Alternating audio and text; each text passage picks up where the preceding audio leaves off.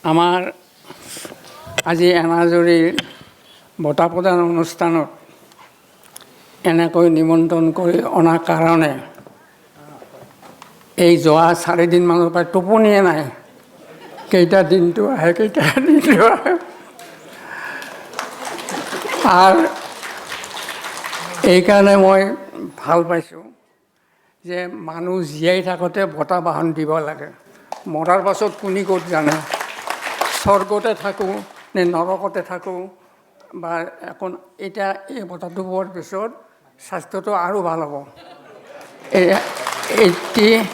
86 হৈছে মোৰ আচল বয়স 3টা মানুহৰ, এটা বিয়াৰ বয়স, এটা অফিচৰ বয়স আৰু এটা হ'ল শেষত কষ্টিৰ বয়স। বিয়াৰ বয়সত মই প্ৰায় 10 বছৰমান ফাঁকি দি বিয়া কৰাইছোঁ ছোৱালীটো। মই মাইক শিকাই দিছোঁ, দেউতাকে মোক দিব নোখোজে, বৰ ঠগা আপিটো সময়ত। আমাৰ আপিৰ বয়স মাত্ৰ 19 বছৰে হৈছে, আমি বিয়াৰ কথা ভাবই নাই। আমাৰ মায়েও কৈ দিছে আমাৰ আপাৰো 22 বছৰে হৈছে, 22-19, তেতিয়া মোৰ 29 বছৰ। সেনেকৈ মাৰিলোঁ। এনেধৰণে গোটেই ফাঁকিতে জীৱনটো চলি আছোঁ। কিন্তু কইনাটো বৰ ঠগা, ময়ো তাইও এৰিব নোৱাৰে, ময়ো এৰিব নোৱাৰোঁ। সেইদিনা মই ক'লোঁ বজাৰৰ পৰা মই আহিম দে, তুমি যাব নালাগে। হ'ব যাওক যাওক, অমুক আনিব। তে বাটতে মই দেখা পালোঁ এজনে তিৰোতা, মোৰ অফৰ দৰে, তেওঁক মাতিলোঁ এনেকৈ, তুমি কি আহিলা? হয় আপুনি গাত কিয় ধৰিছে, অসভ্য নেকি? বোলে মই মোৰ অসভ্য বুলি ভাবিছিলোঁ, বেয়া নাপাব। এনেকুৱা মোৰ জীৱনত বহুত ঘটনা ঘটিছে আৰু সেইবিলাকেই মোৰ গল্প। একবাৰ চেন্নাইত গ'লোঁ, কেইমিনিট কম ছাৰ, আৰু বেছি নকম ধৰণৰ। একবাৰ চেন্নাইত গ'লোঁ, তাহাঁতক মানে গুৱাহাটীৰ পৰা অসমৰ পৰা যোৱা বুলি ক'লে বিহুগীত গাব লাগে। মই বোলো মই বিহুগীত গাম, আপোনালোকেতো অসমীয়াত মই গাম, ইংৰাজী কৰি দিম, ইংৰাজীতে গাম, আপোনালোকে হেৰি কৰিব। মই ইংৰাজী হিন্দী মিক্স কৰি কৈছোঁ দেচোন তাতে। তে মই এটা বিহুগীত গালোঁ, সেইটো মই ভাল পাওঁ বিহুগীতটো। আমাৰ পুলিচ বেটেলিয়নৰ হেৰিসকলে গাইছিল, হাতৰে কাঁহীখন চেনিমাই ঐ, মূৰতে লোৱাচোন চেনিমাই। মই ইংৰাজীতে গাই দিলোঁ, হেন্দৰে ডিছখন চুগাৰ মাই ঐ, হেন্দতে লোৱাচোন চুগাৰ মাই। চুগাৰ মাই মেইন চেনিমাই। হাত চাপৰি এগেই নেগেন বোলো, বোলে থৰা পৰিম আৰু বেছি নহয়। এনেধৰণে জীৱনটোত দেশখন মই ঘূৰিছোঁ, কত সভা সমিতিত যোগদান কৰিছোঁ, অসমৰ ভাষা সংস্কৃতি সাহিত্যৰ কিমান প্ৰচাৰ কৰিছোঁ, মাইচৰ আপোনাৰ ইণ্টাৰনেশ্যনেল ৰামায়ণী কনফাৰেঞ্চ, বাকী নাই আৰু। গতিকে এনেকৈ আমাৰ জীৱনটো গৈছে। আৰু আজি ইয়াত উপস্থিত থকা আটাইসকল বিশিষ্ট ব্যক্তিক মই সেৱা জনাইছোঁ। অজাপালি গাই দিম মই অলপ। অজাপালিতো মই ওস্তাদ। সদৌ অসম সংগীত সন্মিলনত মই 2য় পুৰস্কাৰ পাইছিলোঁ।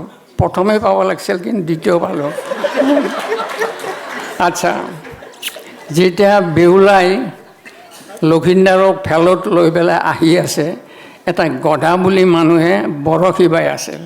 তেতিয়া সি গধাই বেউলাক ক'লে, হে সুন্দৰী, তোৰ মৰাহতো লৈ কিয়া যা, তই মোৰ ঘৰত আহ, মই কি ধুনীয়া ঘৰ। বেউলাই ক'লে যে তোৰতো ঘৰে নাই। ঘৰ নাই মোৰ? হাউলি পাতি বান্ধি থৈছোঁ সুধা টিঙৰ ঘৰে, বঢ়িয়া নাইনলি ডাউৰি ফুৰো পৰৰ ঘৰে ঘৰে,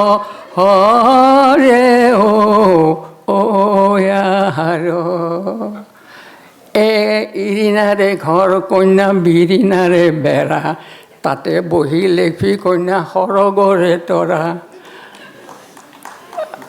ভাঙা ঘৰ একদম। বাৰিষাৰ গন্ধ পানী লাৰি চাৰি গন্ধ পানী খাবি বাৰিষাৰ 6 মাহৰ কন্যা পানীকে নাযাবি তে সেই পানী পৰে সেইটো মোৰ ইমান ধুনীয়া বোলে হৈছে তই এতিয়া থাক মই ঘূৰি আহিহে তোক মই ইয়াৰ পৰা উদ্ধাৰ কৰিম এনেধৰণে আপোনাৰ বেউলা যেতিয়া লক্ষিন্দৰে মেৰ ঘৰত সোমাই প্ৰথম ভাত ৰান্ধিবলৈ গ'লে কোৱাত বেউলাই ক'লে যে প্ৰভু একো যোগাৰ তোগাৰ নাই মই কেনেকৈ ভাত ৰান্ধিম তেতিয়া লক্ষিন্দৰে ক'লে ও ঘৰতে আছে পানী কইনা এই দুনিত আছে চাউল এ ধূপৰ হ'ব খৰি কন্যা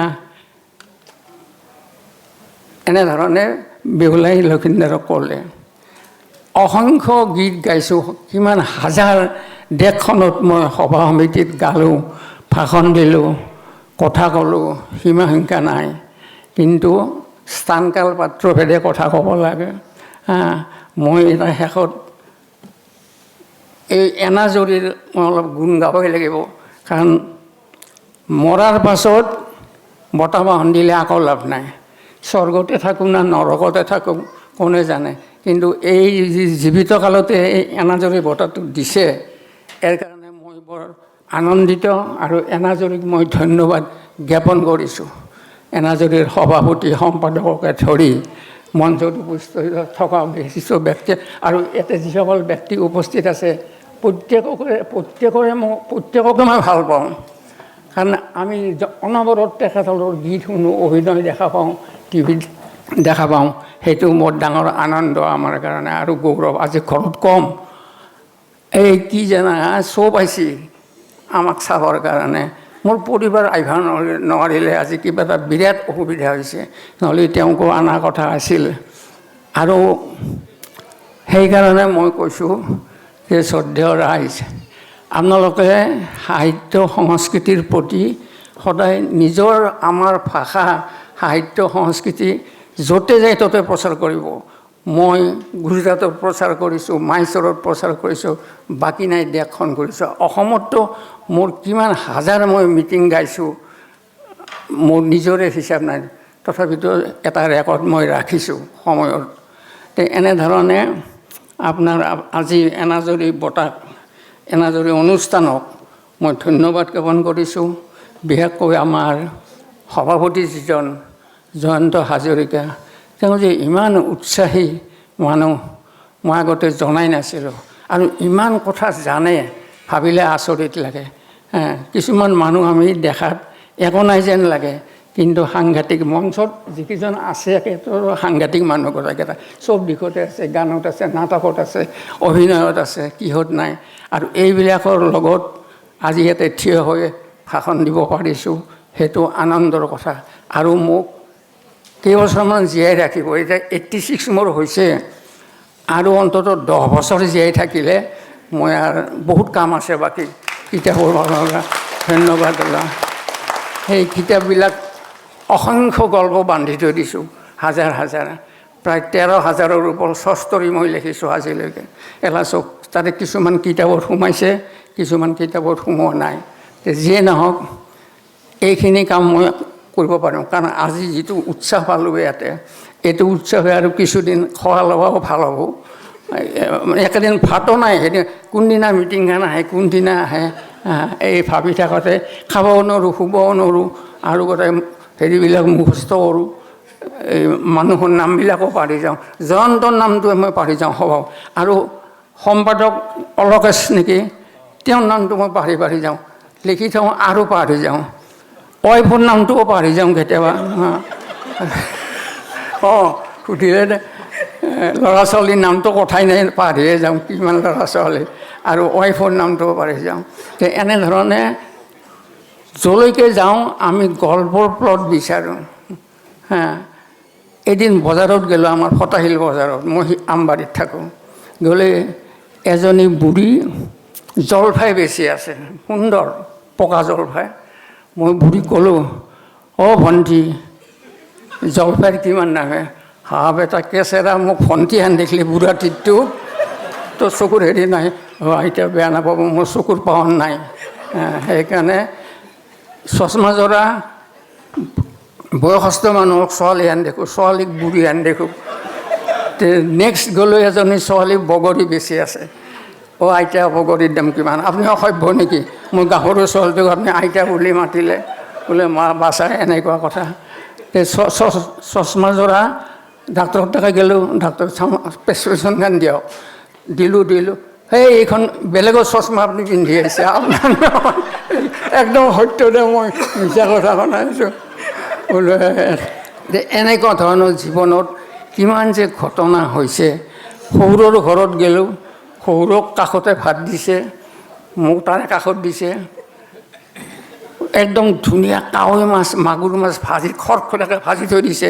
খাবতো লাজ লাগে, গতিকে মই ইফালে সিফালে চাই কিছুমান পকেটত সোমাই ল'লোঁ পাঞ্জাবী, ঘৰত খাম। এই বৌজনী অৰ্থাৎ মোৰ পৰিবাৰৰ বৌয়েকজনী মই মুখ চুখ ধোৱাৰ সময়ত ওলাই আহিছে, আপোনাৰ পকেটৰ মাছখিনি উলিয়াই দিয়ক, একেলগে এতিয়া মই বান্ধি দিওঁ।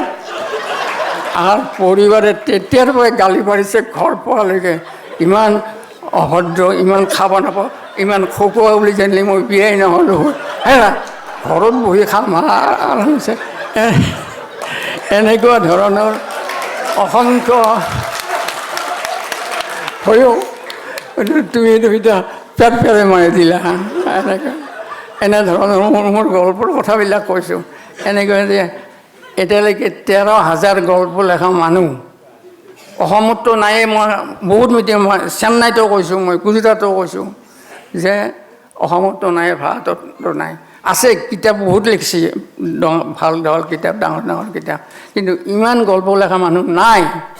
13,000 গল্প লেখা কথা সহজ নহয়, মই ৰেকৰ্ড ৰাখিছোঁ।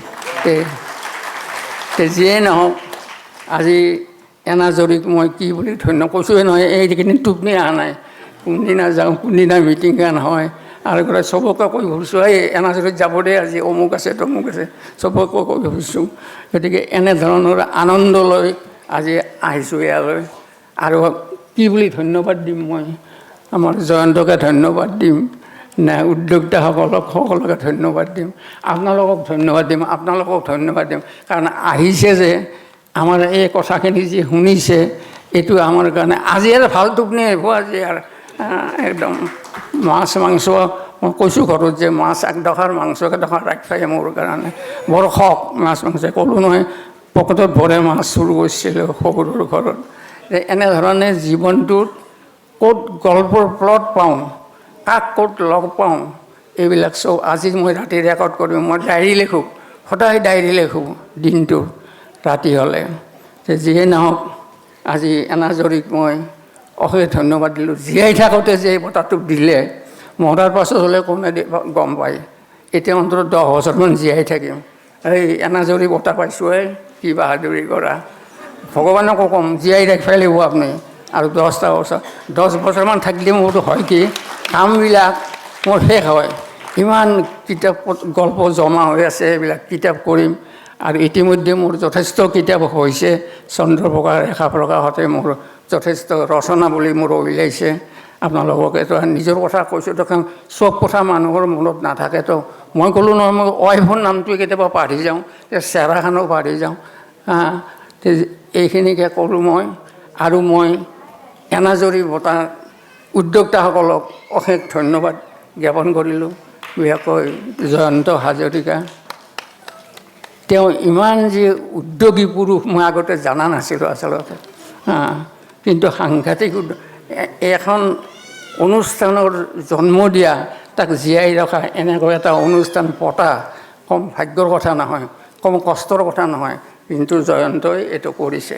আৰু আজি যিসকল মঞ্চত উপবিষ্ট আছে, মই কুইনৰ গান খুব ভাল পাওঁ, আহাৰ পৰাই কৈ আছোঁ এটা গান গাবা দে, গান গাবা দে।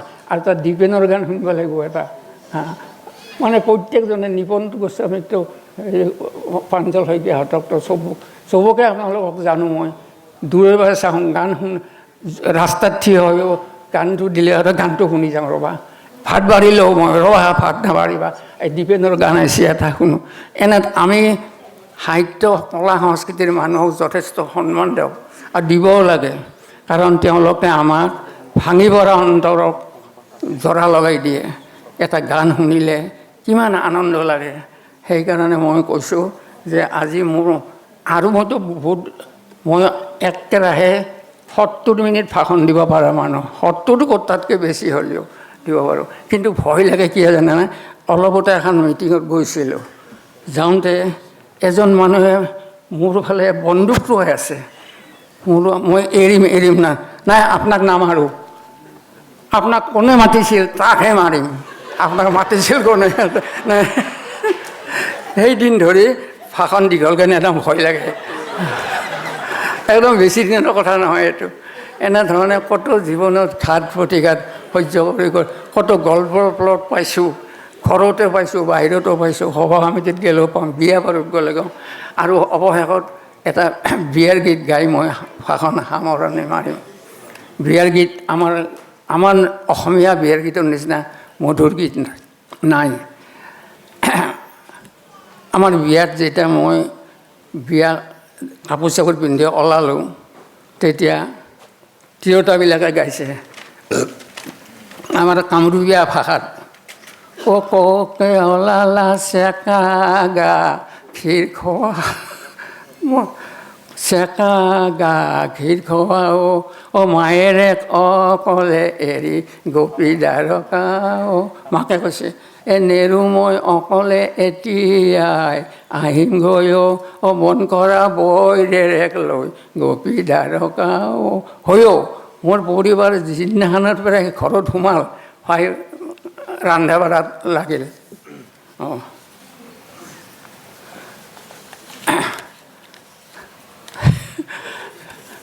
গতিকে আটাইকে পুনৰাই ধন্যবাদ। হৈও স্থানকাল পাত্ৰ ভেদে কথা ক'ব লাগে, অলপ বেছি সময় ল'লোঁ মই, গতিকে এখন চিলি পাইছে, এইখিনিকে কৈ সকলোকে মোৰ সেৱা জনাই, আন্তৰিক ধন্যবাদ জনাই, সেৱাৰ মানে বাকী নাই আৰু আপোনালোকক।